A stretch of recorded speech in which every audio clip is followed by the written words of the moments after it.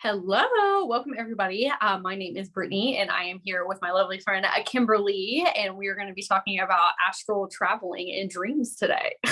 Yeah, it's Yes, a hot topic. very hot topic. It is coming up everywhere. Everywhere. Yeah. Well, and with all the planetary movement and non-movement, um, we were referring to it as the emotional weather. Today is the full moon in Pisces, which is beautiful and magical and makes everybody want to go find a cave and hide in it. Mm-hmm. Um, it it can like give you this like burst of beautiful creative energy, and you want to talk to other people about how happy you feel, and then like in the next breath you just want to go hide, and then we're in Mercury retrograde yesterday, and then the 9-9 portal. I don't even know 100% what that is, except that Tesla comes to mind with everything can be explained in 369. So that was probably pretty powerful yesterday. I saw like a light code activation somebody had created for the 9-9 portal, and I was like, I don't know what that is, but I will accept that code. Yeah. Like it must be important for something. Please repair something that is broken. I will Yeah, take whatever. it. Yeah. Just do whatever it can. Yeah. Yeah. Yeah. It's so the reason we decided to do this is I have been observing, and I'm not sure, Brittany, you might also, dreams and astral projection and where the fuck am I going when I'm asleep? Like that seems to be on everyone's mind right now. We know leading up to this powerful energy, coming off the Lionsgate energy last month, which was the 8-8 portal, that seems to affect people more than most, including myself. I don't normally try to put too much energy into when people are saying, oh, it's a Mercury retrograde, because if you're affected by something, you are, and if you're not, no big deal. But man, this something is sparking people's memories, and it's probably also the combination of the solar flares, but people are waking. What's funny is people are waking up, and it seems to be happening when they're asleep. The guys are like, we'll get to you somehow. Yeah. Yeah, we'll get to you when you're resting. Well, the thing is, this has always been happening. Like, we've always been activated. We're always traveling when we sleep. We're always going other places and dimensions and timelines. But there are so many levels of like people who never remember their dreams, people who have interesting dreams but don't want to know what to make of them. Sometimes they're really scary or really powerful. And then there's what I have recently started to understand is, in these last few years for me anyway, is that I'm actually going somewhere else, and that it's I love it. It's wonderful. But like I think people are starting to wake up to the level that they can handle, and I don't know. So what's your take on that? Oh, well, I think that so where it really started picking up for me when I took a deeper dive into like what my dreams were trying to tell me, which I am going to ask you what you think the difference between dreams and like astral traveling is, because I think that's a very interesting hot topic right now too. But when I started trying to dissect my dreams is when the astral travel started picking up, because it was almost like I was like building a skill set to keep myself like quote unquote safe in the astral realm. And learn how to kind of like manage that energy. But also like I had a thought one day, and it was, how do I know that those places that I'm going aren't as real as this one? And then everything just started like clicking in after that.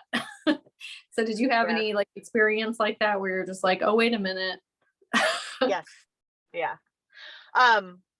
Yeah. So the first thing that just came to mind is, this morning I was listening to one of Dolores Cannon's ongoing radio show that she was doing up until, I believe, 2014 or 2015. And she mentioned something kind of cool. Like, I've heard almost everything Dolores Cannon has had to say, because that in the beginning of my ascension, she was most of what I listened to. But she said, does something nothing exists until it's being observed. The observer effect. Yes. the observer effect, right? You know, right. She did not coin this. I understand, but the fact that she brought it up, you know, and it's not the if a tree falls on the floor, that doesn't have to be it. Meaning, she was talking more about like illness, you know, like if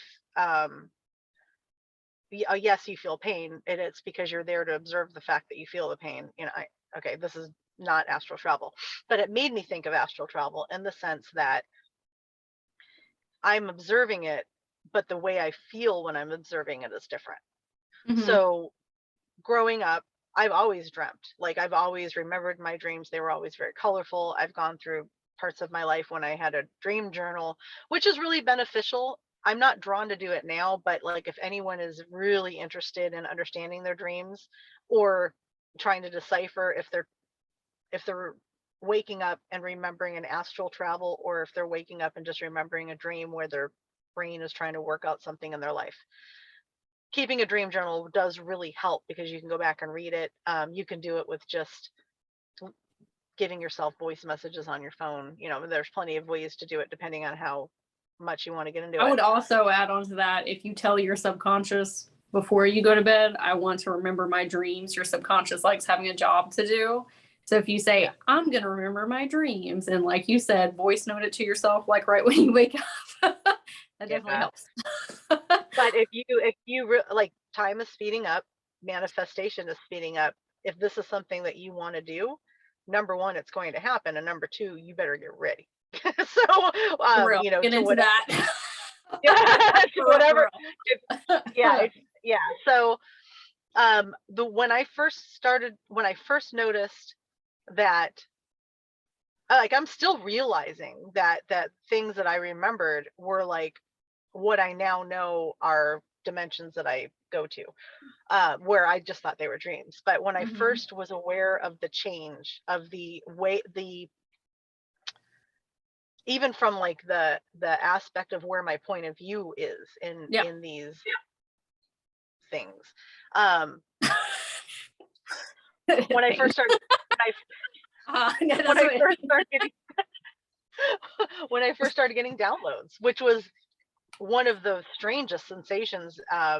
Luckily I even had a word for it, because if you're new to this and you're not quite sure what like, you hear the word download, upload, energy upload, light code, you know, like stop. You know, if you don't know what all those different things are, and that's fine. I like, just because I even use the words and I feel like I have a slight interpretation of what those things are, I'm still learning on a regular basis. But what I can say is we'll call them downloads. My first set of downloads that kind of came in hard in 2020 I felt like it was a loop. It was like I knew that I was being shown something, where when you dream, you're part of the dream. Or even if you're an observer of something and you're not in the dream, it's still like you're watching a movie. At least for me. So my downloads were like these intense loop, like showing me the top of a mountain, like a perspective of seeing a mountain, and it would just keep taking me back there, and now I know it was one of my higher selves telling me that this is important. Remember that this is important. You're learning something. And myself as the observer in this download saying, okay, I'm listening. I got it. I'm going to remember this. Not understanding what it was, what I'm seeing, like, except for the fact that it was a mountain. I don't really know why you're showing me this. But then once I was like, okay, oh, we're there again. And I think the best way to describe that is, let's just assume everyone here has ridden a roller coaster. When whether it's big or small, when you get up to the top of that hill and you're about to go down and your stomach drops and you feel that like rush of adrenaline, that is only associated with falling, right? So you can almost, there's probably a split second when right before you're about to go down, when your unconscious goes, oh, we're going to feel that feeling again. But it only happens when you go on the roller coaster, right? Something happens in a download when you like wake up in the middle of it and you're like, oh, we're going to feel that feeling again. But it's the feeling, it doesn't feel like a roller coaster. It's the feeling that is associated with a download. Like, oh, I'm in that place again. If you say, oh, I'm in that place again, then you are somewhere else. If you wake up during it, and I'm not saying you're controlling it, but if you are in an observer situation where you're like, I am receiving information, this is coming to me, it doesn't mean that you understand the information that's coming to you, but you know that you're in a space or a place where you're channeling something, you're receiving something. Don't worry about it. It's going to unlock later. But when you are aware that that is happening is when you're experiencing a download, for me. Oh, that's very interesting. I like that analogy. So I was trying to like process as you were talking. So when I realize I am getting a download, it's not like I'm asleep, quote unquote, like asleep, not like physical sleep, but like I'm awake walking around and then I'm getting a download. There's a second where like, oh, this is a download. And I kind of like step outside of myself, not like out of body experience, but like kind of like come up out in a different consciousness level and like kind of like observe myself receiving that download and being like, it's fine. Don't worry about that. It'll, like you're saying, unlock when it needs to, just let it come through. Is that what you're saying? Kind of like astral traveling. Yeah. I feel like that's very similar energy vibe. Like when you're astral traveling it's kind of like the same thing is happening. Like you're kind of popping up out and you're saying like, this needs to happen right now. It's fine that you're here. You'll figure it out later what's going on. Yeah. In different times of my waking life, I have had a situation where something happens. Like I was in a very we were coming back from a delivery and a car hit the van, our work van, and it was like we got hit by a car, but but we all walked away like it was fine, and the van was actually not usable after that. Like we're very lucky, right? So when that happened, upon impact, my brain, my unconscious said, oh, this is what happens when you experience this. It was like I was observing it. Yeah. Like this is like, that was my response. Like, oh, this is happening. This is how you feel when this is happening. I know that sounds really weird, but I've also had other scenarios where like breaking up a fight once, leaving TJ, partying in my 20s, and like these two guys were fighting, and I got in between them, and this old man like punched me in the face, and I was fine. And it didn't hurt, and it was stupid that I was in the middle of it, but it stopped. But I remember thinking that like, oh, this is what it feels like to get hit. There's a place that we go sometimes, like an observer standpoint, almost like you're observing what's happening to your avatar. And that's very interesting, like a location. I haven't thought about it like that before, but yeah. And I think that's what happens with astral, for like me, an observer deck. Yeah. Well, a moment, I don't see things in a different way, but there is something about the quick observance of what's happening that makes it less scary. Like, because I heard you say, it's okay, just let it happen. And that's what my brain, like, I will go into that space. Like, it's okay with you're okay. Whatever's happening right now, you're okay. And I don't know if that's my ability to remove myself from the scenario as it happens so that I can stay calm or not, maybe. I have an example of how that happened. I just downloaded that's what was happening. So this is two different things. So I got triggered the other day, and my hurt wounded self inside was wanting to react, and I went up to that observing place, I guess, and I was like, we need to process this later, because you're going to look at it in a different perspective that's not going to be healthy for you. So just let's bank that for a minute. But I went out to go to like a EDM show, and I was like creating a lot of shields and protection so my inner child and my teenage self could come out, and I could see people like kind of like staring at me. Right. I was very colorful person in the room. People were staring at me, and I got a little anxious, like socially anxious. And I now remember being in that observer deck, looking at my teenage self saying, you're fine. You're okay. Like nobody is bothering you. Like just have fun and enjoy yourself and don't worry about other people. But now you like triggered that to me. And I remember saying that to myself, like when I was out and about enjoying myself. Very Yeah, interesting. it is interesting, right? It's like a safety mechanism, but it's not, because you're not going within and like um it's like you're accepting what's happening, and you're rising to the challenge of it and saying we're okay, we can deal with this later. Yeah. Yeah. Well, that seems there, that's the shared space, I believe. And maybe it's because we're more comfortable with our astral travel or more aware of it, that when we, because I, again, it's not like I'm changing physically, you Yeah, you're know, still looking it's through the same lenses. yeah, yeah, Yeah. it's a trip. And it only, I couldn't bring it on if I wanted to, I don't think.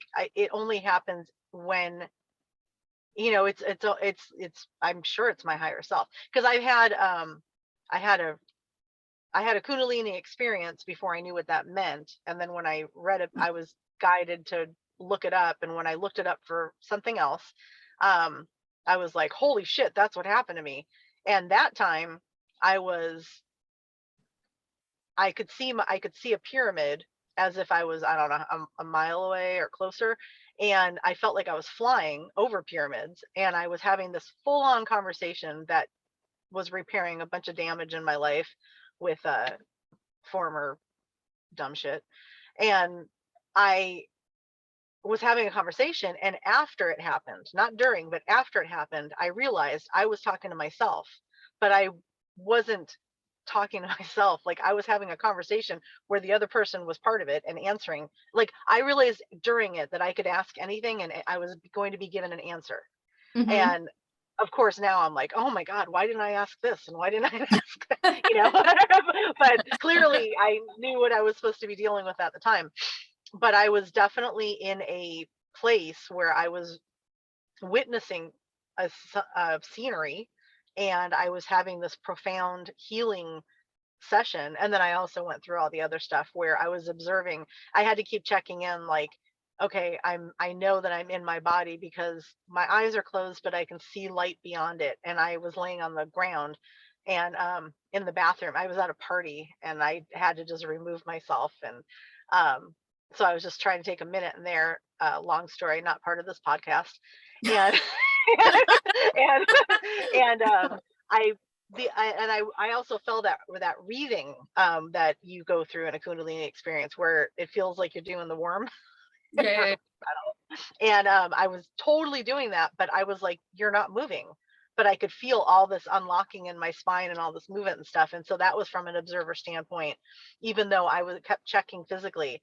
No, you're just laying still. You're here. Like, you know, you're in your body, but all this other stuff was going on. It was like bi-locating. Like, I was Yeah. in my avatar, but I was somewhere else. And yeah, maybe that's a good word for astral Like travel. by Bi-locating. locating. Yeah, yeah, yeah.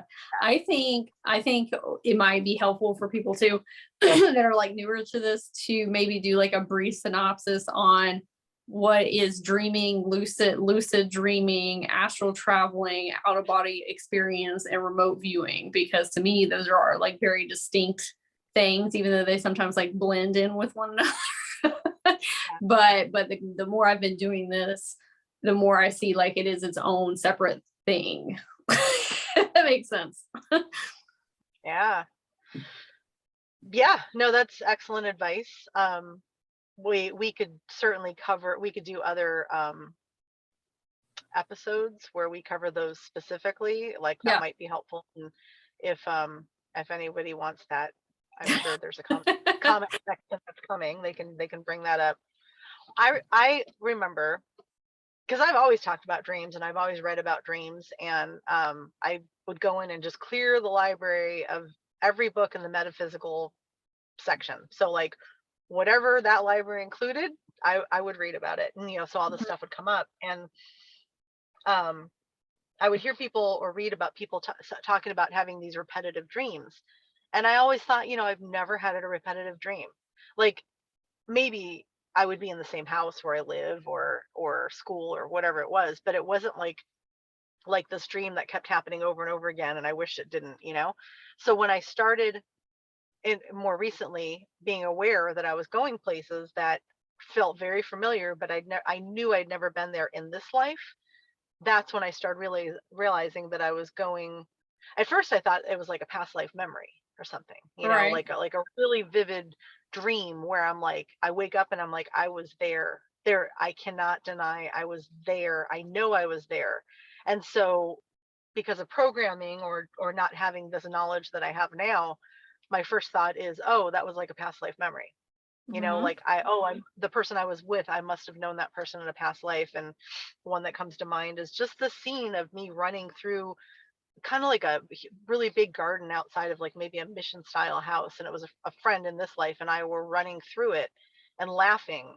And it felt really free and fun, and I was like, but we were dressed in like kind of like long dresses. And, it was like a period, like you could feel it was a period of time that is not now. And I was thinking, oh, that must have been us, and there was nothing else to gain from it or remember. It was just like the feeling I had. But now I do go places and I go to them often. And that's the difference for me in a dream and well, my friend recently told me when I was talking, I said, I don't even think I dream anymore. And he said, no, you just switch channels, don't you? And I'm like, that's a Yes. good way to that is Yep. a good way to describe it. Yeah. Yep. No, I totally agree with that. Like with the dreams, like at one point I realized like, oh, this is me trying to work things out in my subconscious. Like there are things Yeah. that I have that are very traumatic and need healing. And to me, dreams sometimes will take you because I've always had nightmares. Like I've always had Yeah. nightmares. But I realized it was my way of healing faster on this plane to do that. So it takes it to the extreme. So I can just like get through it faster, right? Like face those things and then integrate those things, the lessons here. And now I stopped having them as much when I switched channels over to the astral traveling, Oh, right? But I think that with dreams, it's projections of your subconscious trying to talk to you. And then there's lucid dreaming where you know it's a dream and you're actively trying to work it out. Astral traveling is you are going somewhere that is existing outside of yourself. Like you are out.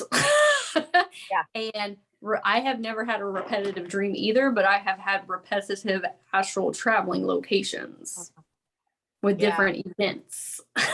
You want to talk about those?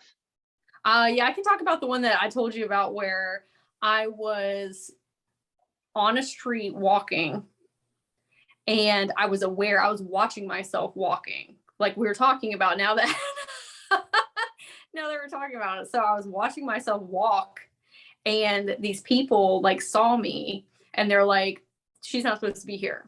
Like she's Oh, different. that's right. Yeah, she's different." Yeah. I And remember what you're talking about now. Yeah. yeah, and they're like, "She's not supposed to be here." And so they took me to like this conference room. And like I didn't feel like they were trying to do anything malicious to me necessarily or like had ill intent, but they're like, "You need to wait here. You need to wait. You need to sit." And I was like, "Okay, well, who are y'all?" I was very like aware in the dream. Like I was awake, like conscious. Like Yeah. I was also like I could see my body inside myself. Like I could feel that my body was asleep, but I was still attached Oh, and awake. And so, whoa. Yeah. yeah, it was really weird. So I said, "Who are y'all?" And they would not tell me who they were. Not evil, just like they weren't talking. And I was like, "Well, I'm not going to stay here if y'all are going to tell me who you are." And they're like, "No, Yeah. no, no, no, no. You're going to meet somebody. Just wait." And I was like, "Well, I'm not going to wait." And I called in Horus and Isis to come help me get out. And then they came and I saw them and they Yeah. said, "Okay, let's go." And then I woke up. And Kimberly and I had talked about that, and we were trying to like decipher like who those beings were. And then you had advised like maybe you weren't supposed to be in that location. Like Yeah. you were not supposed to be wherever those beings were. And they were benevolent, so Yeah. they had been. I think they were in a position of knowing that they are not supposed to. Their only job was to prevent you from being where you're not supposed to be Hmm. or observing something. Like you were too strong or too powerful. You got too close. They weren't prepared. They don't even know how you got in. They're not allowed to harm you. They're not allowed to even influence you, but their only job was just to distract you. Yeah, they weren't even like talking. I was just like, what is going on here? And like, I was on a different planet. I don't know where that planet was or what it was, but it was like beings that looked kind of like humanoid, but they weren't. So I know it wasn't Earth. It was like somewhere else. And they pinpointed me as soon as I got there.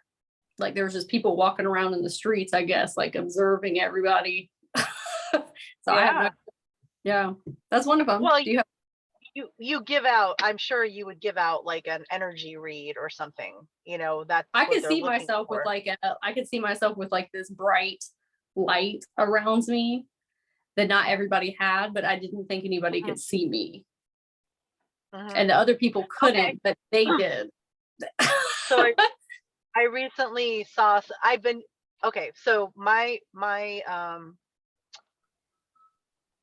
I'm going to talk about one thing now, and then we'll go back to locations, because I do have quite a few interesting locations that I go to that I think other people would find interesting too. But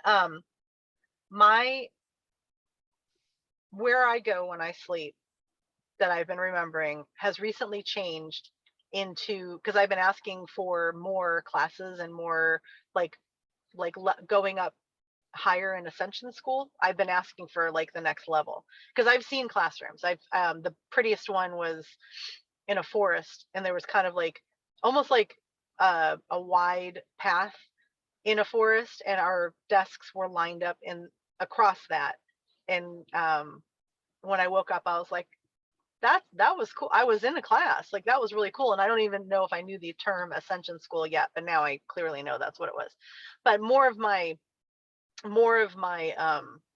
recent memories in the last few months, I keep going somewhere where I'm being taught something. And a lot of times I feel like I'm supposed to bring that into this 3D life, and I've been trying to figure out how to do some of the stuff. It's cool. But one was very interesting about it.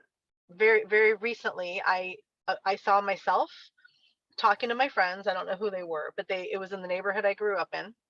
And as we're talking, I'm seeing this beam of light, like an orb, just about 2 feet from my body. And as I'm talking, I'm being shown just a very normal situation where it's like me and 2 or 3 other friends were laughing and having a conversation. And it's almost like I'm watching what would be the right term? Like I don't know, not a documentary, but I'm a tutorial. Okay. So I'm watching a tutorial, but I'm in it. So I'm bilocating. And it's telling me that this orb, everyone has it. I can only see mine, and maybe that you can only see yours, but everybody has this orb that floats around them, and it's a sensor, and it's part of your what would you call what exists around your body? Like your auric field? Yeah, that would make sense. So it'd be like in your auric field, and it creates this dome around you, okay, of like 2 feet in every direction, right? That little orb, or that little ball of light, is always kind of right off to the side of you. But if I turn, it turns with me, and it's reading and sensing everything that's going on around us. So it's your, like when people say a sixth sense, I bet that's part of it. Yeah. But it's its own thing. It's totally attached to you, but not by a cord. So it's attached to your like energy field, and it's reading the scenario of everything that's going on, and feeding that information to you, but you're not aware of it, but you're utilizing it. That's what was around me when I was walking on the street. It was the orb that I was seeing. Did you see something moving? Like it was moving with me. It was almost like there was like a yellowish orb, like I was in a hamster ball basically. Like, and it was like keeping people like a little bit further from me, but it was also as a shield, so people couldn't really like detect me, if that makes sense. Not that I was trying to be like mischievous or anything there. I was just like, I'm just here to observe and walk around. And then those other beings saw that bubble though, and they're like, oh. So I don't know if the other beings had some other type of system right? They're like, oh, that's the indicator. Yeah. Yes. Yeah. That's not supposed to be here. Yeah, they're like, that's not, yeah, we don't have that here or something. Yeah. Like, I don't know. Yeah. Yeah. Yeah. That's cool. That's cool. Yeah. I haven't been given any more information about that. And I didn't see the sphere. I knew that this light orb was operating on the sphere in a sense, you know, Yeah. like it was cool. It was cool. So, do you have places that you have been more than once that you know don't exist here, but you go to when you sleep? So you astral travel. Are you aware of those? I've been to like Mintaka a bunch because that's where my like Starseed home is. So I've been there several times, and that doesn't even exist as a planet anymore. There's just a frequency. Oh, So yeah, so I've been there several times, and then there's been other places, but me with astral traveling is something that is still a newer concept to me, and still learning to not necessarily like control it, but bring that information here. So as yeah. far as like remembering locations, like I know I've been to a Mendaka a lot, that place. I haven't been there again, but I'm trying to think where else. It'll keep coming. Where have you go ahead. I have a few locations, but have you ever been anywhere that makes you uncomfortable besides what Um you were? no, I went to that market and I've been there twice. The market that Oh, we talked okay. about, I've been to the Yeah. market twice. I don't know what that is. It's kind of like the market in Aladdin, like that kind of like outdoor market. And I don't exactly remember, like I met this lady there one time, and then we were like having a conversation, and then I went there again, and I don't know what the market is or where it's from, but you told me that you've been to the market. And so I'm wondering if that's like a actual like physical location somewhere to like travel to that other people are traveling to as well, Yeah. like a meeting place for different travelers in different areas to come to.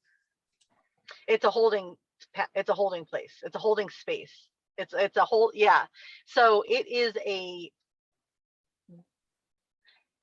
it it I don't know where it is, but it has the potential to expand and contract in the width that you observe it.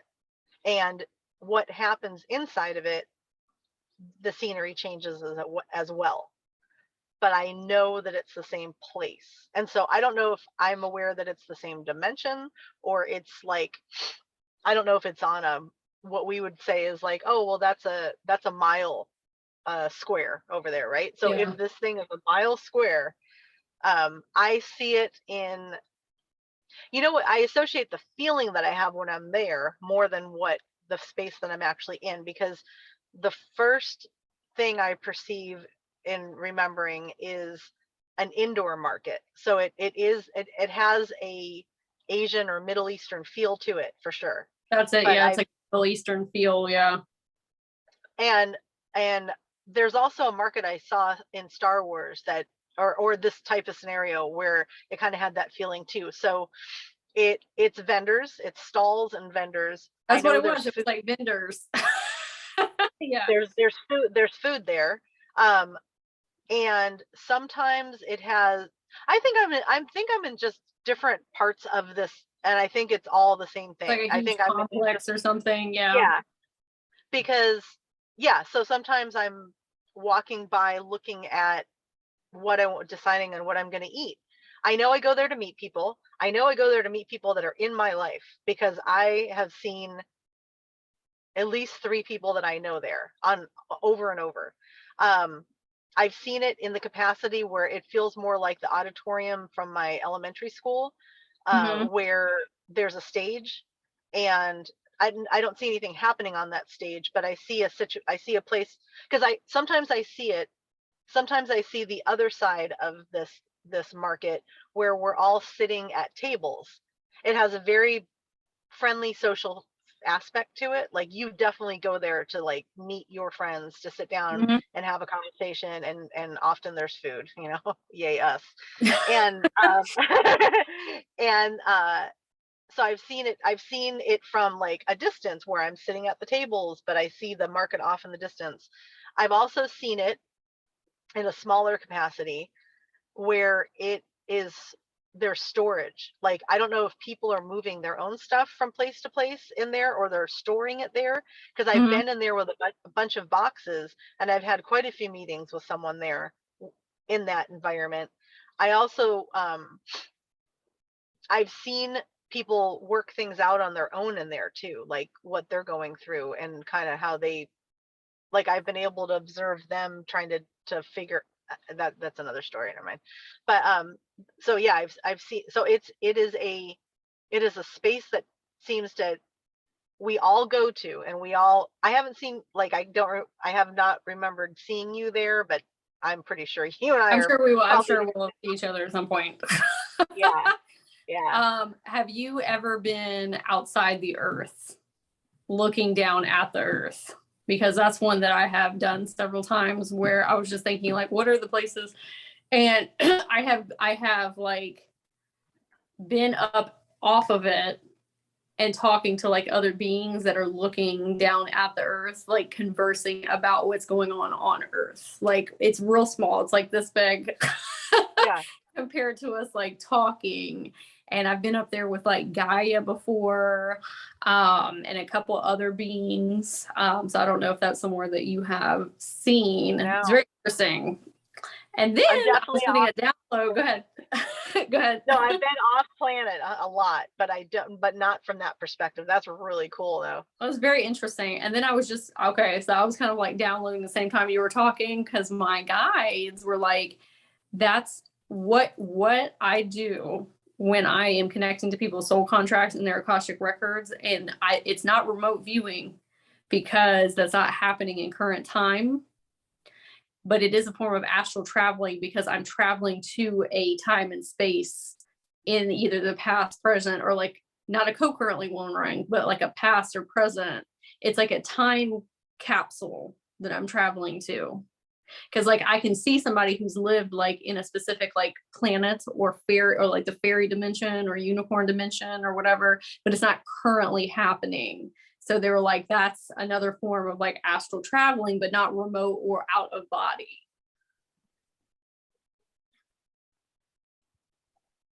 Wow. Okay. Yeah, I was like, oh, okay. Well, I didn't realize. Okay, well, all right. Yeah, that's interesting. Well, now I'm like, do I have to rethink all of the things that I've thought was this? Maybe it's Yeah, this, because I'm and, you know. awake. Because I'm awake doing it, but I can still Oh, see and perceive it. But I'm traveling through the ethers, but I'm awake. yeah. Okay. Okay. No, okay. I haven't had that happen, but I understand what you're saying. That's cool. Yeah, no, I go somewhere with a body of water. Every once in a while, I remember being in this body of water, and I'm not happy being there. Like, I'm floating, kind of floating above it, and I see things swimming by me, and I feel them, and it makes me really uncomfortable, because even though I know that they don't really mean me any harm, I'm not in control of what's happening to me, and I don't like it. Mhm. And I've only been there a few times, and fortunately it hasn't been recently, and those are the uncomfortable ones where I'm like, what are all these dark, like, they even look kind of scary, like it would be like a shark somewhere else, but because i'm I'm aware of what's happening, and I'm facing it, I'm like accepting it. I don't really have a choice, but I'm accepting it. I know that they're moving by me. It's really weird. It that I don't know where that place is, but I don't think it's a very good place. And I Yeah. don't know why. I don't know why I end up there sometimes. It might be like where I've had to go in between lives when I've been kind of a dick in another life or something, or another dimension. I don't know. But nobody wants. I don't like that one. But that's the only negative I'll bring up. I recently heard that there is a I don't know why this. I think this is going to be sound like the craziest thing that we're going to say during this talk, but that there is an amusement park on Mars or Venus, Oh, and yes. when I heard, Yes. Because I've been there yeah, with my inner child. Yeah. And we talked about yeah, that. Yeah. Yeah. Yeah. and when I heard that, I was like, oh, I've been to an amusement park a few times in my dream where I was like, this is happening. I have a very strong visual of, and I know Forrest was with me, my kid, but I think he was younger, and I don't remember anything about him except that he Mhm. was with me. And I know there's other people, so that I have this perspective of walking across, like we're entering where the amusement park exists, and it's like dirt, like almost like Mhm. in a desert or something, but just dirt. It was nighttime, and as we're getting closer, more is coming into view because it's all really well lit, and we enter into this huge warehouse type space that I believe is, of course, is like the gift shop. Okay. Because of course there'd be a gift shop there, because it has that feeling of where you're like, oh, this is cool, and you're like, look, oh, I want this or whatever. um and I've seen that, and entering into that. Oh, I can remember during the daytime now too, so I've been there day and night. um I've been in that part a lot, so that's when you enter in. But then I wake up sometimes and I know that I've been at like the back end of a amusement park where I'm not seeing the rides, but there are these offices there. And I don't know if maybe I work there, because it would be more of the perspective of like if you were working in the park and you would be in these offices doing something, and then you'd come out and then you'd be in the amusement park. But it's Mhm. like the back part where there would be like places to rest and sit, and like restaurants and stuff, and it's not the rides themselves. I haven't seen the rides. I'd love to see the rides. I can only imagine. But I've been there a few times. One kind of had a feeling of almost like it was younger, like a Legoland type thing, where Mhm. it definitely had more of a youthful feeling to it. And the other one that I'm talking about with the offices and stuff feels older, like something that existed when we were younger, Okay. and not as modern and contemporary and advanced. Yeah. Have you been to the Hall of Doors? No, but I know what my Akashic records look like. But no, I haven't. I've read about the Hall of Doors in a lot of fictional books and stuff. So have you been there? I've been there a couple times, and I would say that the times that I have kind of felt uncomfortable is like going in through some of those doors. Ooh, yeah. And like some of them were great, and then some of them were like, I don't like this. But it's like this really narrow like thing, and it has like all these rows of like doors that you can just like open and like peek in or like walk in or whatever. But I don't know what that is, the Hall of Doors, but because you don't really need the Hall of Doors to astral travel.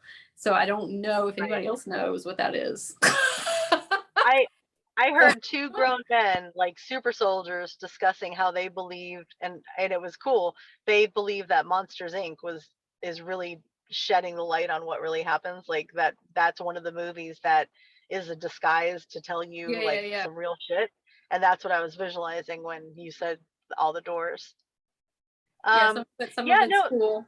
Some of it's like the other two places that I go to mostly are just like, it's funny, it's almost like housing developments. And I know that I have a pretty cool condo, and they're all kind of stacked right above each other, up against this rock. I know I go there, and then there's something in the same space where you keep driving down, and it's houses. So I know it's like where we go, and I I know I live there, but I don't have a lot of memories of what happens there.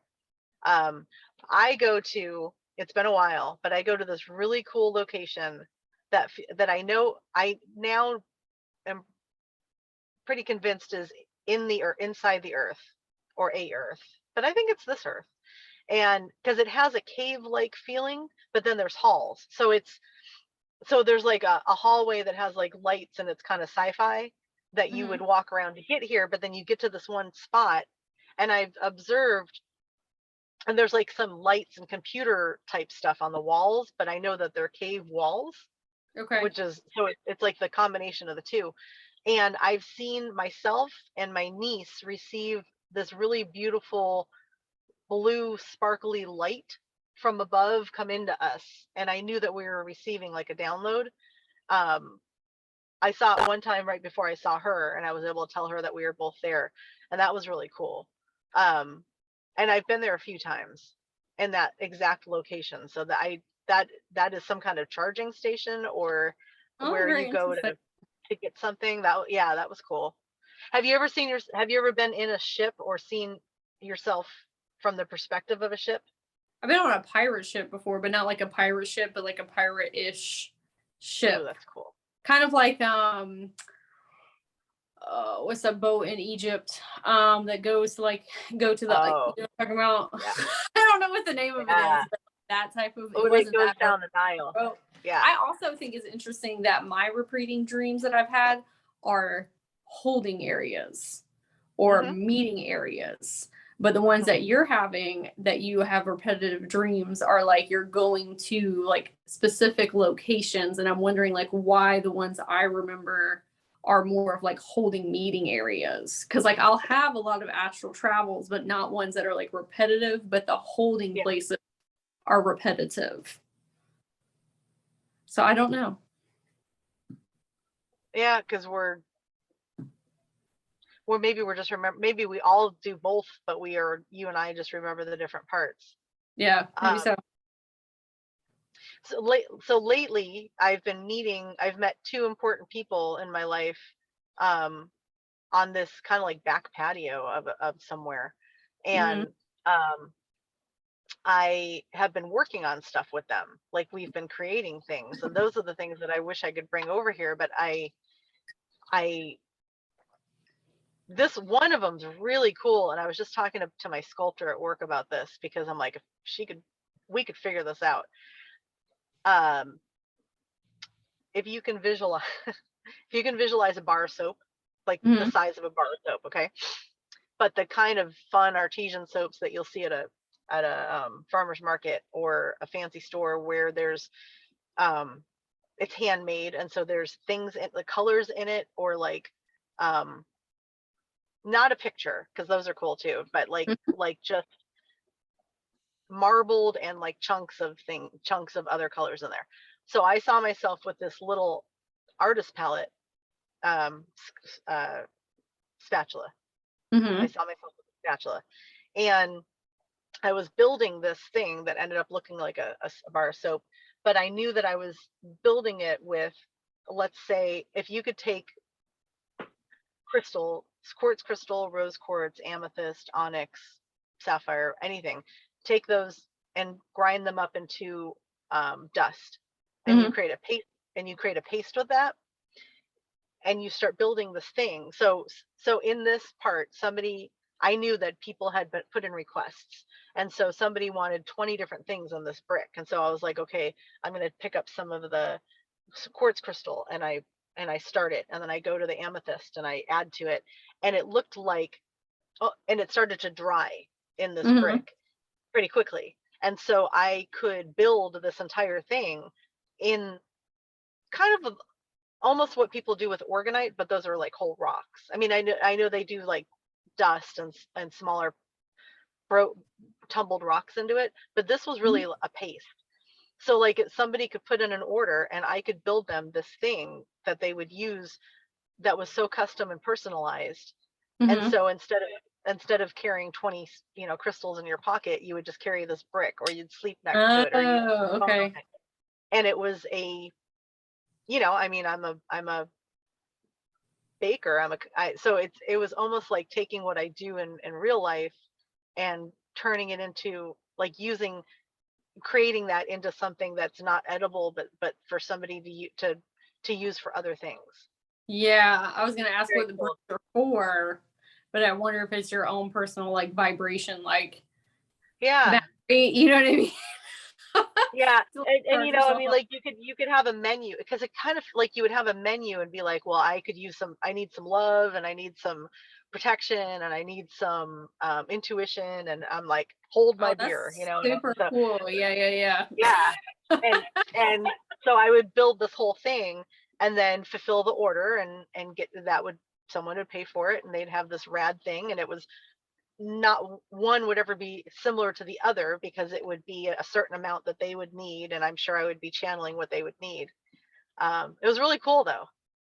It's Yeah, interesting. it was really You remember when somebody told you that you were like are a healer with your hands and a crafter, and that's why you like chose the profession that you did in this lifetime. Like, I'm wondering if you've done things like that just in like a lot of different incarnations and like different ways, capacities. Yeah. We should probably stop writing words and the filling of cakes as we put them together when someone has wronged us then, huh? Yeah. Okay, so do you have any tips for people who are like newer to astral traveling? Because like even for me, like now that I'm realizing it, I do have a really good handle on awake astral traveling because I've been doing that with readings with people, and I didn't realize like that's what I was doing. But when they're sleeping, you need to have like protection, and there's also like different crystals that you can work with. But like the astral traveling, like I think people sometimes are like, oh, it's just dreaming, but like that is real in another time and space, even though it's not going to hurt your physical body. Like when I was in that place with those benevolent beings, they were like, you're in a place that they cannot touch your physical body or your soul, but we still don't need to just be out here traveling unguarded and unprotected. So like with me, like I talked with, and this is not going to be for everybody, but I talked with Horus and Your Isis. boyfriend? Yeah. Horus and Isis, and I was like, listen, I'm not an expertise in this area yet, and I need some guidance and some protection. Like, and when I said that to them, now I call them and they will be there in the astral realm if I need them. But like there are things out in the astral realm that are not of love and light. Yes. Yeah. So because I have recently taken my power back in a few scenarios and discovered that the moment I did that, things changed. I would say if you're new to this, doesn't matter. People, anybody, okay, if whoever has found this and actually stayed to this length of this video, you found this for a reason. You were drawn to this for a reason. You're resonating with what we say. You don't find us crazy enough that you have stopped listening. So you who are still here, and everyone else around you needs to remember that they are a goddess or a god, that they are strong and they are powerful. They are in control of anything that happens to them, and nothing is allowed to harm them. Yes. And not only just acknowledge that, but believe it. Mm-hmm. So we need to view ourselves as who we and what we truly are, and not stuck on this dense, heavy 3D earth, which is beautiful, and I'm so grateful that I'm here. But it is this is like preschool, and now if you're here and you're waking up, you are starting to remember how powerful and amazing and beautiful and wonderful that you are. And if you believe that, and it's not everybody can believe that right away, but when you get to the point when you work on your self-love and get rid of your codependency and get rid of wanting to start arguments and caring what other people think, and I know these are easy things to say and not easy things to do, but when you can deprogram all the bullshit that you have been programmed to believe up until this moment, and you can just let it go, and you can breathe a sigh of relief that you are not wearing that bullshit, that heavy judgment anymore, and you can truly step into your power. When you're on the other side and something starts to mess with you, I personally have turned to the whatever that was and been like, you have no power here, you are not welcome here, I did not invite you here, you are not allowed to make me feel scared or anything. And once I did that, I went into that holding place that we were talking about, and I saw someone who I now know as one of my teachers in Ascension school, and I started to show him something really cool. And when I woke up, I was like, you know what? Those fuckers have been distracting me from getting to the next part of my astral travel or my dream or whatever, because they knew that the moment I woke up and I was powerful enough to get to the next step, first of all, they couldn't influence me anymore or keep me back from that. But second of all, dude, I'm witnessing some stuff that's amazing over there. And so those little scary things are like so unimportant. And if you don't give them your power, then they will not be able to stop you from the next thing that's coming. And the next thing is rad. Oh, that's beautifully said. Because after I had that thing with those omnipotent beings, benevolent beings, and I was like, I'm not staying here if you're not going to tell me who you are. And like, Yeah. I left after that. Things really started to like open up more because I was like, I don't care who you are. Yeah. Right. Yeah. No, And you owe me some answers. Yeah. yeah. And Wow. instead of just letting like things happen like they had in my dream of like kind of just being like, well, this is happening to me. Like, no, I can control what's happening. Yeah. When I met my oversoul, I met my first soul spark. When I went into a session with somebody who like, he didn't mean to take me there, but my oversoul brought me there. Yeah. And she was like, I need you to see that this is you. Like, I need you to understand who you actually are. And after that day, everything changed. But I had to like fully say, like, yeah, I get it. I see. And sometimes I slip back because we're human and whatever. Yeah. Yeah. But after that, I was like, yeah, okay. Well, that's amazing. Wow. I'm going to be thinking about that for a while. Um, I was able to, because I overcame this recently, I was able to identify that this thing, whatever it okay, whatever is trying to keep you from stepping into your full power knows what you're afraid of. In Okay. 3D too. So In 3D, like it projects down. yeah. I don't think in Yes. astral, I think that we have mega distractions that we think are the real world, but it's actually that force that you're talking about. Of all the things that I could bring in to scare me on the other side, for some reason, ever since I was little, and it didn't happen very often, but throughout my lifetime, I've had these dreams where I look and out of the corner of my eye, I see something moving, and I'll look and it's furniture moving, which seems like, but that's scary. Like Yeah. when something is not supposed to be moving, because I'm aware that there's a presence moving it. That's more of it too. Like it wasn't showing me itself, but it was scaring me that it could control my environment, and I would have those dreams a lot.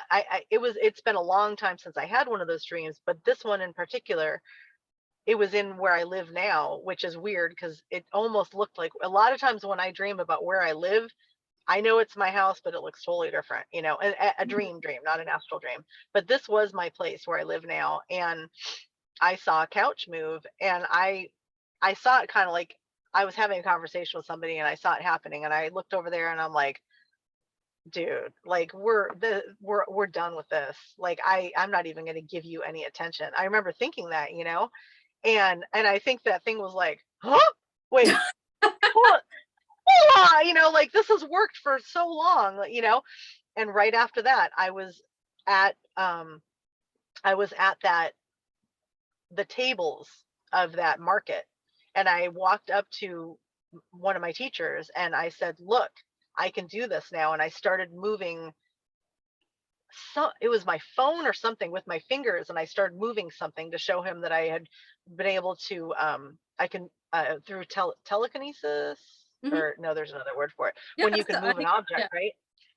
And I'm like, and then I had a message for him, and I was telling him, and I was actually, I had a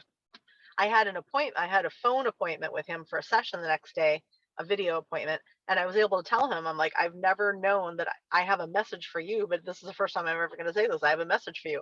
And I was able to tell him some more stuff. But in then like really observing that, because it was very like, here's a good clue.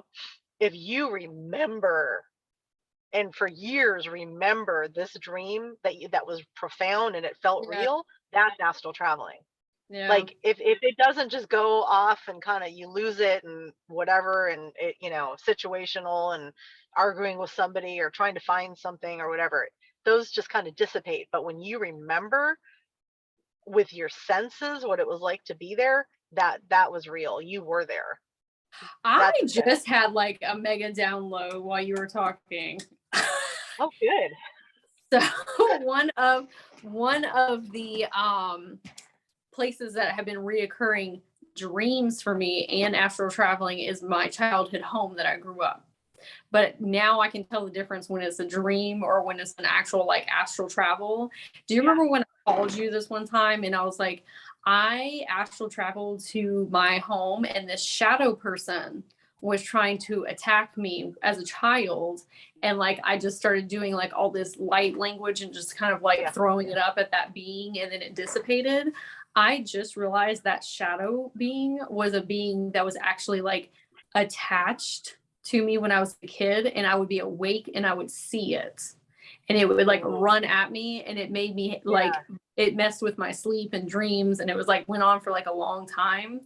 And I think that shadow being was a distractor, like that, like it was like, oh, I see that you can perceive and I'm going to try and scare you. And then I finally took care of it when I was in the astral field, when I got to be an adult, when I called you and said, oh, I astral traveled and took care of that being.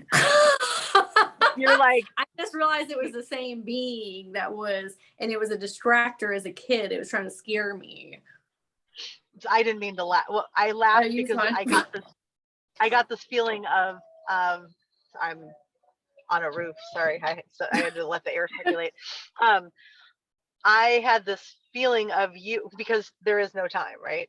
Yeah. Okay, another podcast, but there is no time.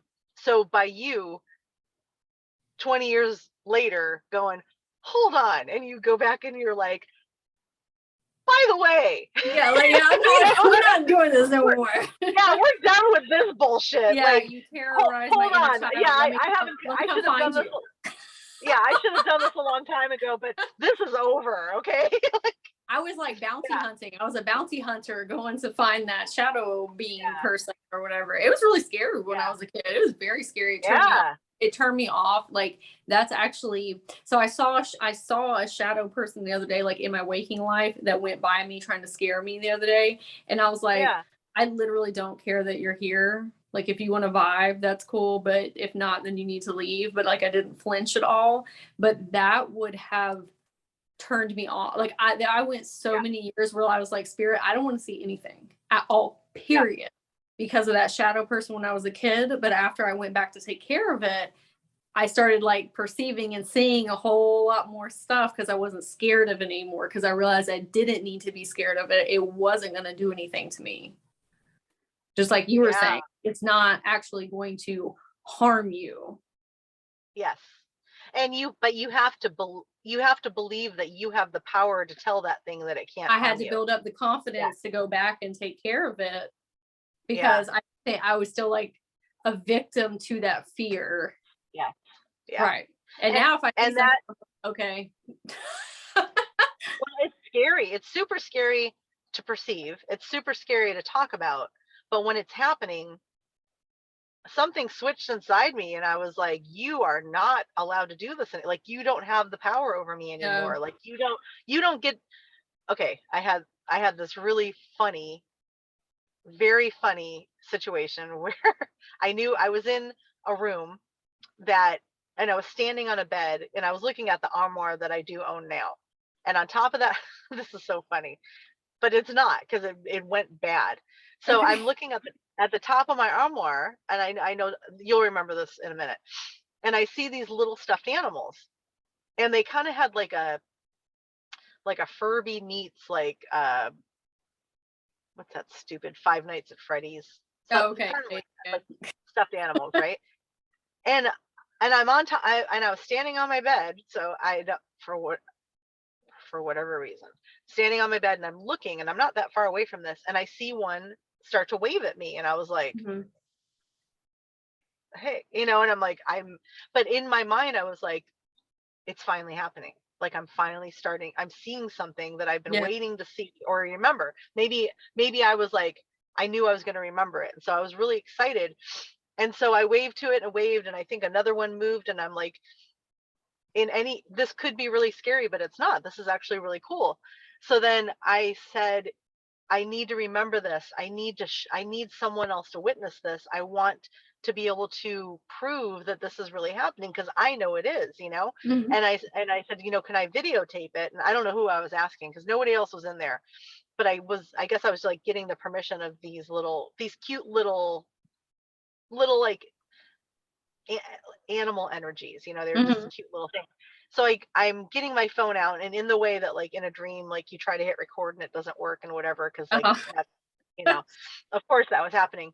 So I finally go to record, and I must have figured it out. So I finally go to record, and something starts pulling their heads off, and I didn't see what that was, but like I just saw like the fluff, Like like they're an popping animal off. fluff, you know, and I was like, oh, what the you know, and I was so Yeah, yeah, pissed yeah, because I was yeah. like, don't do that to them, and like, who are you to come in and like mess up my moment, you know, like these guys, we were having a moment, you know, and you just ruined it. And I got mad, and I think that's what helped me is I got mad, and then I was like, and I stood over it, and I just started doing the stuff with my hands, and I don't even know where it came from, and I was like kind of like moving my hands over the animals, and I'm like, you leave, like you have no power here, you cannot scare me, I'm not giving you the right to take my power away from me.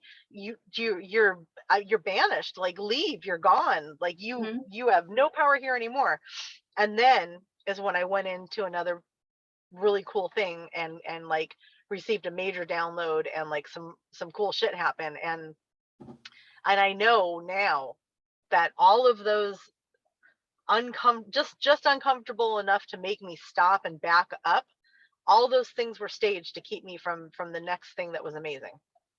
Yeah, because I think that if you are scared of things that are like spooky, right? Yeah, And you're not in which your is funny. sovereignty and power, it shut down the filter to everything else too.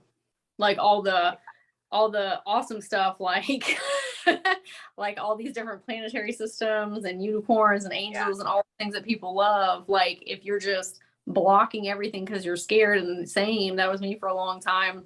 Like that fear doesn't allow you to see the wonderful things either. yeah. Yeah. Well, and sure, like I just got a download or things kind of meshed and made sense. The same program that's running here of like um work yourself so hard that you get sick and then fall into that sickness and make it last a lot longer than it should. And we're as human beings, we should never get sick. Like we were created to be perfect. We are created to live 200 years. We are created to stay young, and you know, and that's probably one of the hardest programs that's running here is to Yeah. just destroy us, right?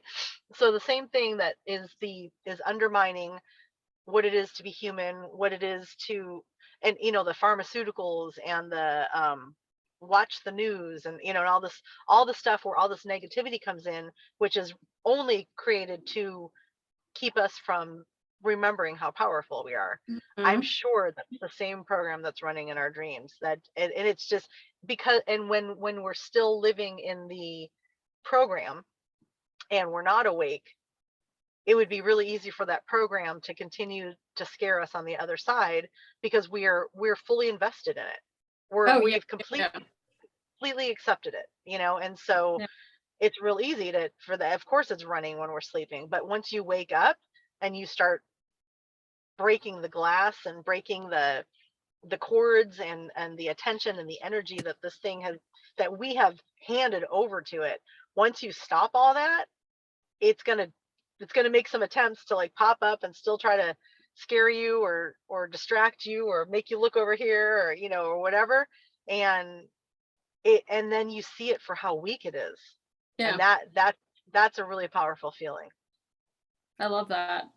I'm gonna go off topic for like 2 seconds because when we were talking about programming, I have to tell you about something this girl was talking about on TikTok that was like very Yeah, eye-opening. I'll send it to you. yeah, So she was saying how romantic love with a partner is not overvalued necessarily because it's still like a wonderful thing, but the programming detracts from how much love that we can receive from community and tries to pigeonhole you into a romantic relationship and put so much weight on it because they're like, oh, well, if you and one other person are in your home, like in a monogamous relationship, you start to like sync up your beliefs, values, and fears.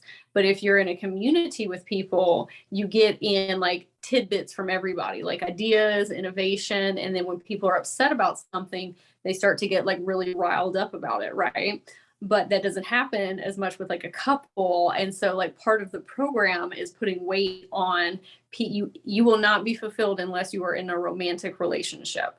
But this person was speculating that that doesn't have to be, that you can get that same kind of love from a community. I was like, that's very interesting. Or animals. Yeah, no, I totally, I 100% agree with that. 100%. I think codependency is one of the worst pills that we swallowed when we That's signed what they contracts. want. They want you to get Yeah. codependent. Though, like they want you to isolate with your partner in as far as you can. And I was like, whoa, maybe that's why I have. Maybe that's why I haven't been in a relationship in a long time. Yeah. No. Okay. From birth, we have been told you need to get approval from outside yourself. You need to be told what to do. Okay. There are certain things, of course, that we need to be told what to do up until a certain age, you know, and never stop taking advice and never stop learning from the people around you. I'm not saying don't take advice, but we are the only ones that can heal us, love us, feed us, take care of us, tell us when to lay down, tell us to wake up, tell us how we truly feel, tell us that it's okay. You know, like we go to the external for every possible thing that we are feeling or seeing or doing, because we have been told our entire lives that our opinion doesn't matter. Yeah, and other people's perceptions of you aren't even real because they're not in here. What they are seeing of you is like what they have pieced together from like what you've shown them. So it's not even like they're not even giving you opinions or advice on the whole entity of you. Dude, if I am of a multiverse and I have lived more lives on the galactic side and 1,500 lives here, and I've also had this avatar for quite a few years. If I feel something, who's better at telling me how to gauge that than me? The TV or the book that was written, or the, you know, of course go to other sources to learn. Of course go to other sources to bring that information into your collective of how you think this program is run, and how, you know. And no, I'm not a nutritionist, so of course I go to the advice of a nutritionist or people that I sync with or whatever on what I should be eating or taking. But when it comes to who I am as an individual and what kind of power I have and my own validation and what true love feels like, and all of that's inside. You'll never get that from another person, because the universe only knows how to respond to what you tell it. That's it. It has no choice but to give you what you are asking for and what you believe. That's it. Your perception of yourself, and your, like, I feel like I'm an amazing person because I am an amazing person. I'm kind and I'm good and I'm working on myself, and I love myself and I love my ideas and I love my abilities. And no, that's not coming from ego at all. That's like, I'm aware of who I am and I'm aware of what I have to offer. So I vibrate at a certain level. No one else is going to be able to vibrate at that level unless they're doing the same thing. So the only people that I want in my life for true advice or for true, I wouldn't say validation, but like, there, you know, of course I have my moments when I'm like, am I crazy? Or, you know, did I say the right thing, or did I act impulsively or whatever? If I want to bounce that off someone else, they better be vibrating as high as I am. Yeah. Because anything below that is going to give me the wrong example, is going to give me the wrong advice, is going to start messing with my unconscious. Is or is going to try to bring me down, because the last thing a negative person wants to do is see somebody else succeed. You know, That's what we have to happened be when I so got triggered and I said, hey, let me tell you about this good news. And that person said, I don't care about that. And I was like, I should not have shared something with someone who's not resonating on that wavelength. And that was a lesson. Yeah. And we'll get reminded of those often. And, you know, and once you can feel sorry for that person, you know, whatever. And this is not me stating that I'm aloof and above anybody that's in my life. It's just that if you when you want advice, or you want to share something, or you want to celebrate something, it's so important to pick the right person to bounce that stuff off of. Absolutely. 1000%. And you know what's so funny is I just got off a phone call with a friend, and I was talking about how I used to help people with guides, like spirit guides, like very much, like all these wonderful beings, Mary, Mother Mary, Jesus, you know, everybody.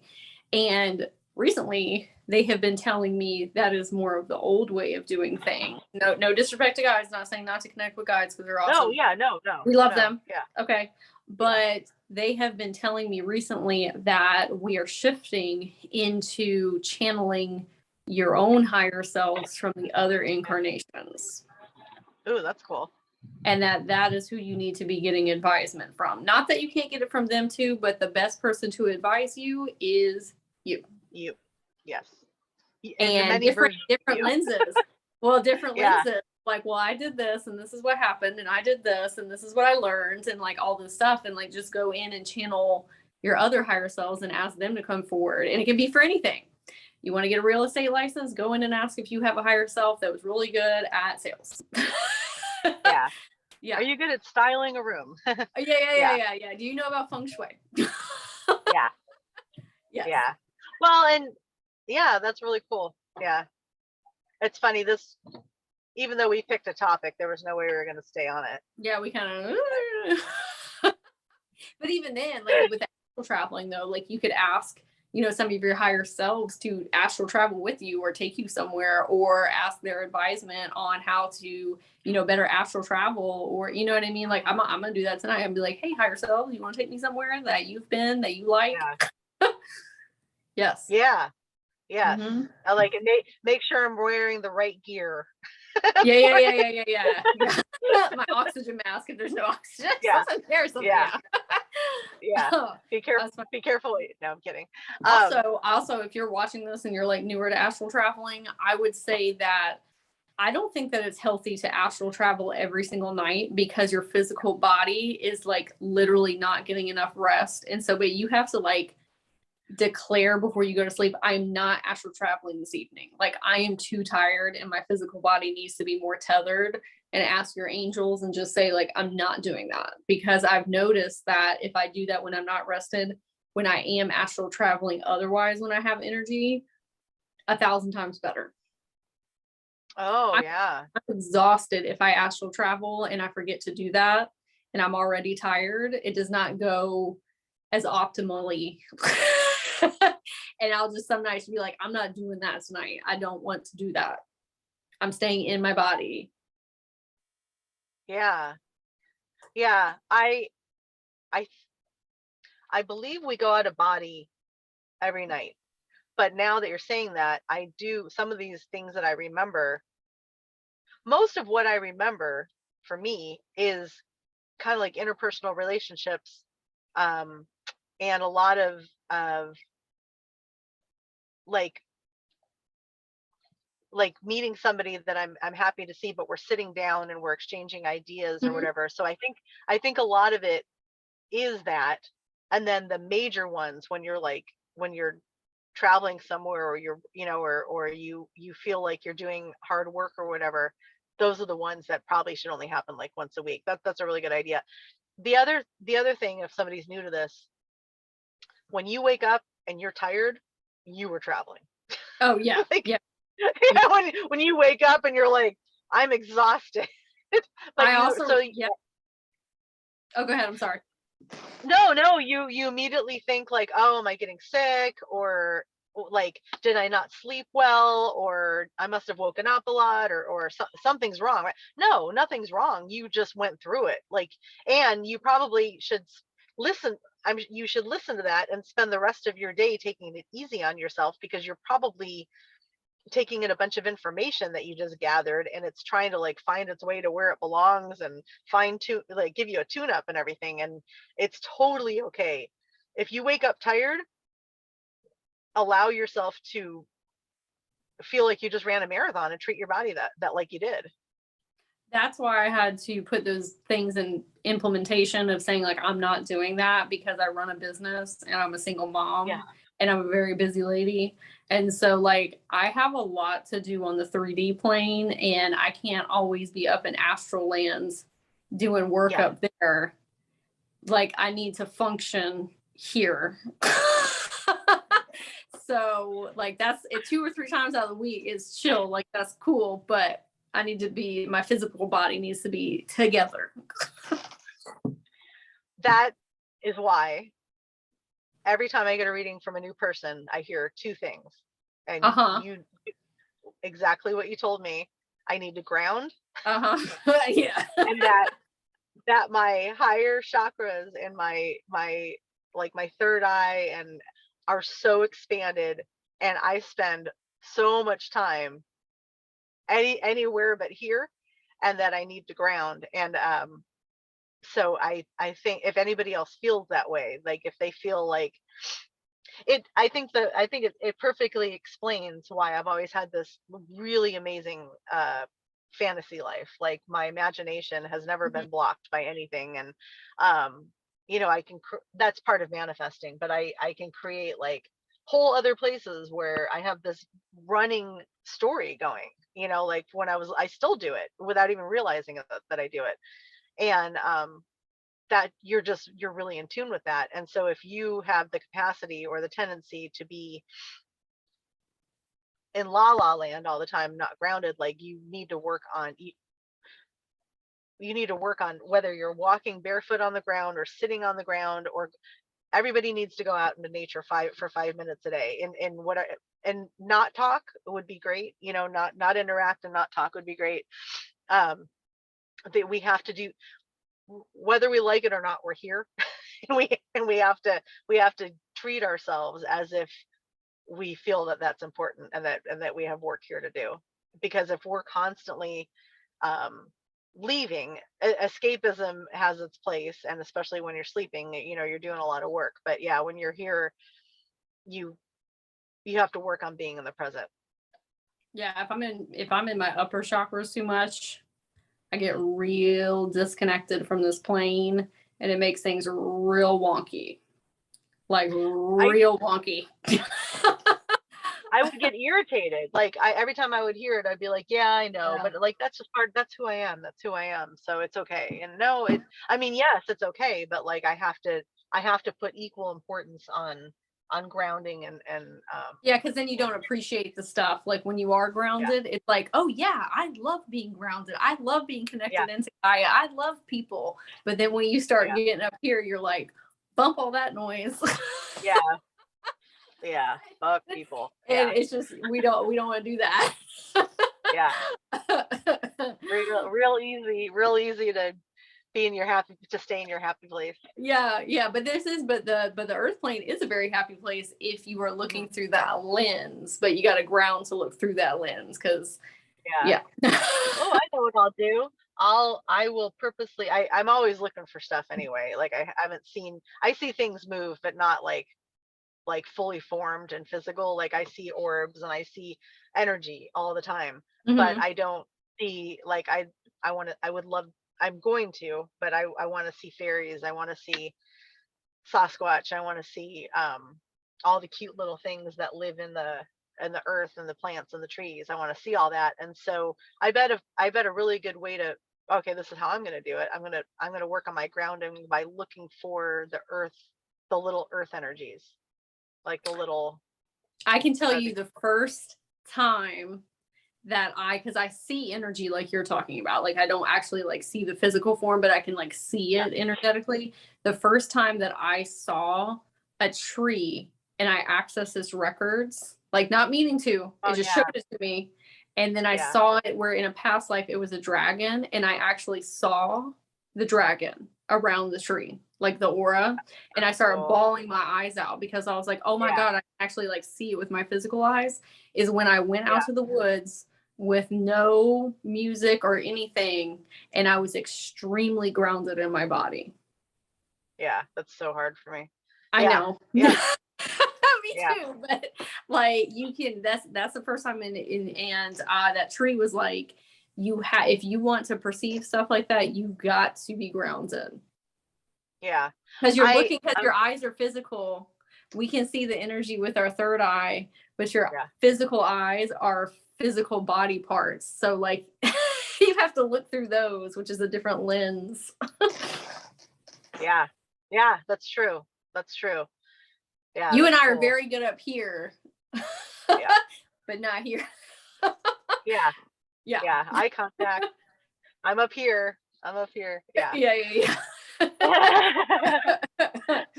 True. Yeah. Well, because I'm always focusing on my other weirdo senses, like smelling. Yeah, same. People. Yeah. I'm like, I don't need my physical senses. But those are cool too. Yeah, it was just pointed out to me, and I'm trying to understand this better, that I have a very strange ability to know what something feels like without touching it. So I have this thing with texture, and like I can perceive the way something feels if I were to hold it without having to hold it, which sounds like common sense, but it probably is. I don't know what I'm supposed to do with that though, because I have that other strange thing where I smell pheromones, but I perceive people to be associated with other people by a scent. Like everyone has a scent, and it's not the way you smell physically. I smell like your energy, like and your essence. so I know I smell your essence. And I use that a lot, and I need to I mean, it helps, but it also it keeps me in my head, because I'm like, oh, that guy smells like this other person that I remember, and that but I also remember how, like, it's funny, I have the same reaction to this person as I had to the other person, and it has something to do with that smell, but it's not a smell, and because it's not from my smelling sense, so it's something I'm perceiving. I think I'm mixing my senses. It's very strange. It's like when people say that colors make them, they smell colors, or like they can smell words and things. I have that, but it's with people. It's weird. I get that. I get when I'm around people, like I can sometimes, like I'm getting better at it now, where I can like see where you're from, or like what type of energetic stamp you have, like if you were an elf or a fairy or whatever, right? But it gets me up here too much and disconnects me from like actually participating and interacting in my real worlds. And so I gotta find a balance between those things. Yeah, but then that's channeling. So when people wonder what channeling is, it's using all that information and then bringing it forward into the physical, and like what we're doing now, talking about it. And I never realized how much of a channeler I was until I started to understand that part of it. Yeah. Like where does all this come from? You know? Oh, we could do a whole nother episode on channeling. Yeah. But we like an hour 20 minutes now, so we probably need to finish up. Okay. We'll let everybody's brain rest. But if this episode moved you, and one of the hundreds of really strange things that we brought up, you'd like to know more, just please put it in the comments, and we will definitely do this again, and maybe have a written list of the things that people want to learn about, so that we don't get too off topic. That would be really cool. That would be cool. We also have, I think it's funny that you and I have like a wide breadth of knowledge, because we're very like hodgepodgey. We're just like, I'll take a little bit here. So if you have anything that you want to know more about, put it in the comments, not just with like dreaming and astral traveling, things of that nature. Well, this is we're the personification of Aquarius and air signs. Yes, this is a very Aquarian chat. Yes. Yes. We have all that that spacey energy. Yes. Cool.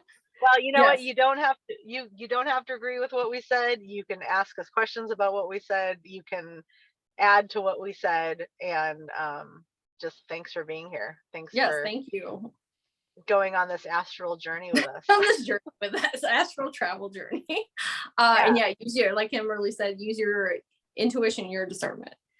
Everybody has different truths, and that is okay. Yeah, we're all arriving at the same place at different times in our lives, and Yep. it is very eye-opening. So, some of the things I said when I was listening to a talk, I was like, that's a lot. Oh, that was the point that a lot of people probably jumped off at. Like, okay. Yeah. Yeah. No, it's cool. It is so what is the term? Divine authority. When you are speaking with divine authority, it is your truth, and it is what you, everything you're bringing to this moment in life experiences, and going down a lot of rabbit holes of learning something. Yeah, and that's what this conversation is about. Well, this is cool though. I mean, this is why I wanted to do this. I realized, and for years now that I've been listening to lectures and podcasts and interviews, what I enjoy the most is when two people that I resonate with talk, because they spark something in each other that just brings about this great conversation. Yep. And like, I learned something. I learned about myself in this. I learned about you in this. I have all these other things that I'm probably gonna, like, for the rest of the day, I'm gonna be thinking about this conversation and learning about things I brought up that I've experienced. Like, it's gonna take my experiences to another level. So I'm hoping that's what this does for anybody who found themselves here and stayed. That is still here with us right now. Yeah. Well, hey, bring up topics that you want to learn about, because guaranteed between you and me, there's been some rabbit holes that we've gone down, and there's been some conversations we've already had about it, or there's some shit that we'll learn about just to talk about for you. Yeah. So I can go, send me on some more rabbit holes so I can go down. I need some new rabbit holes. Yeah. Okay, everybody, we will see you next time. Bye. Bye.